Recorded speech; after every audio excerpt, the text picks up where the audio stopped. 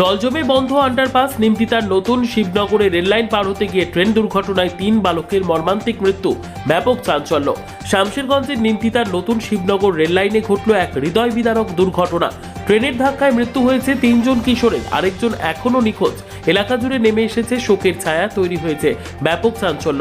স্থানীয় সূত্রে জানা যায়, শিবনগর এলাকায় আন্ডারপাসটি দিন দুয়েক থেকে জল জমে বন্ধ হয়ে গিয়েছে, ফলে বাধ্য হয়ে রেললাইনের উপর দিয়ে যাতায়াত করছিলেন গ্রামবাসীরা। শনিবার দুপুরে ছোট ছোট 3 বালক ওই রেললাইন পার হওয়ার সময় হঠাৎ দুদিক থেকে একসঙ্গে 2টি ট্রেন চলে আসে। আচমকা পরিস্থিতিতে তারা কিছু বুঝে উঠতে পারেনি। মুহূর্তের মধ্যেই ঘটে যায় মর্মান্তিক দুর্ঘটনা। ঘটনাস্থলে মৃত্যু হয় 3 জনের এবং এক শিশু নিখোঁজ বলে জানা গেছে। ঘটনার খবর পেয়ে দ্রুত ঘটনাস্থলে পৌঁছে যায় রেল পুলিশ ও শামশেরগঞ্জ থানার পুলিশ। মৃতদেহ উদ্ধার করে ময়নাতদন্তের জন্য পাঠানো হয়েছে।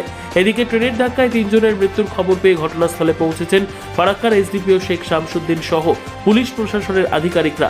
স্থানীয় বাসিন্দারা অভিযোগ করেছেন, বেশ কয়েকদিন থেকে আন্ডারপাসটি জল জমে বন্ধ থাকায় রেল লাইনের উপর দিয়ে ঝুঁকি নিয়ে যাতায়াত করতে হয় এলাকাবাসীকে। ঘটনায় নতুন শিবনগর গ্রাম জুড়ে শোকের ছায়া নেমে এসেছে।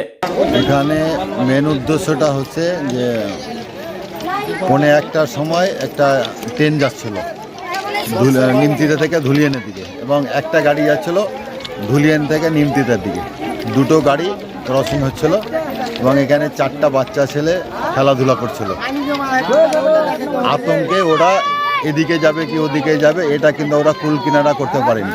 তাদের বয়স প্রায় 10 বছর, 11 বছর, কাউরি 9 বছর। আমরা এসে যা দেখলাম তাতে 3টা স্পট ডেড এবং একটা বেঁচে আছে বর্তমানে।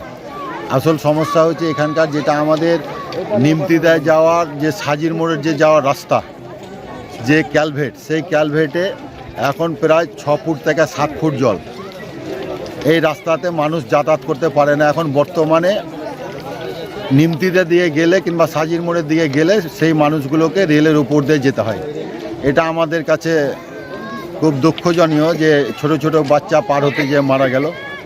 আমরা প্রশাসনের কাছে দৃষ্টি আকর্ষণ করব যে ইমিডিয়েট খুব তাড়াতাড়ি যাতে আমাদের এই রাস্তাটা, যে ক্যালভেটে বর্ষার সময় জল জমে, সেই জল জমা রাস্তাটা উপর দিয়ে যদি কোনো যাতায়াতের ব্যবস্থা করে, তাতে আমাদের এলাকার লোকের খুব সুবিধা হবে।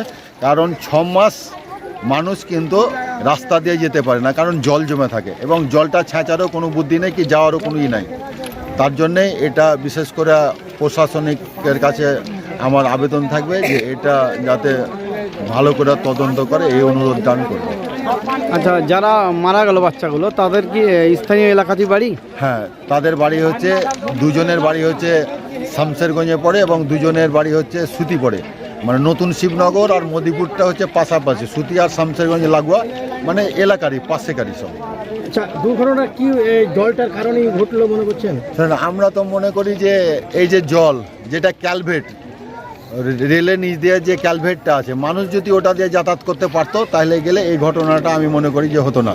কারণ ওখানে যেহেতু 6 ফুট 7 ফুট জল আছে, মানুষ তো ওখান দিয়ে যেতে পারবে না। তার জন্যই রেলের ওপর দিয়ে মানুষকে কিন্তু যাতায়াত করতে হয়। এটা যদি কেন্দ্র সরকার যদি এলাকার মানুষের চলাচলের জন্য যদি ওভারব্রিজ কিংবা বিকল্প কোনো যদি রাস্তা করে বর্ষার সময়, তাহলে এলাকার মানুষের কিন্তু খুব সুবিধা হয়। এটা বিশেষ করে আমি এলাকাবাসী হিসাবে এটা আবেদন করব।